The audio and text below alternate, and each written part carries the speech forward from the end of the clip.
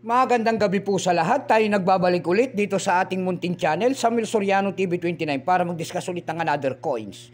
Ayan. Makita natin ang kanyang presyo, kaya tayo nagbabalik. Ayan.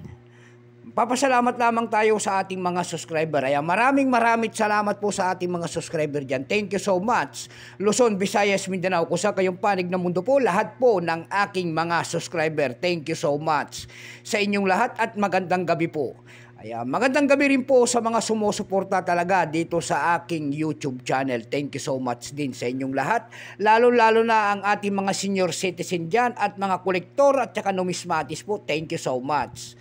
Ayan, yun naman pong mga sumusuporta doon sa aking FB page. Ayan, maraming salamat din po sa sumusuporta doon sa aking FB page.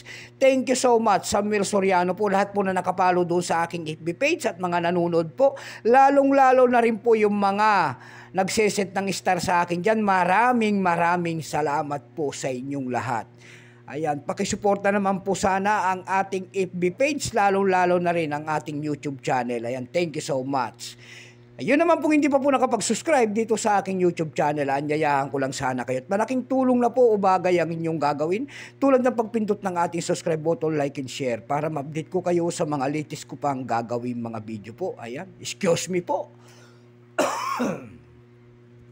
Ayan, meron naman tayong pag-usapang barya guys at ito ay mga sinaunang barya.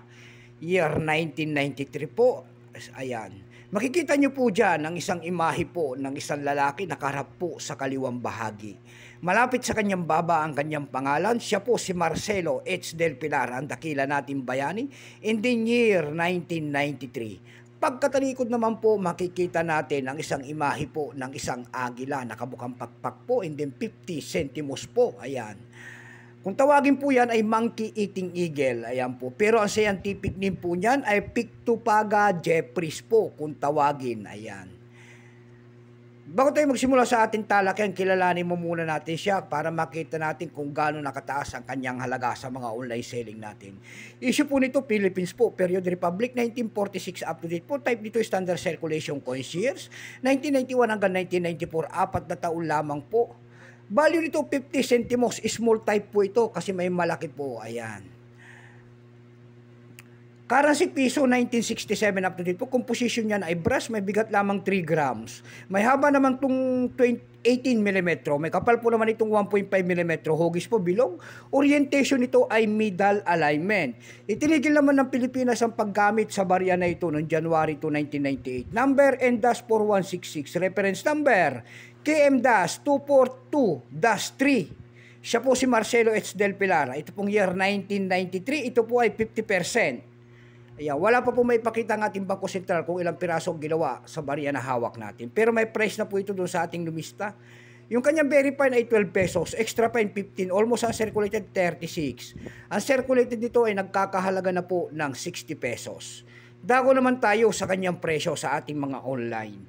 Doon sa ating ebay.com, mayroon tayong nakita nagbebenta doon ng $10 per piece. Nasundan po ito ng $7.80 and then $6.49.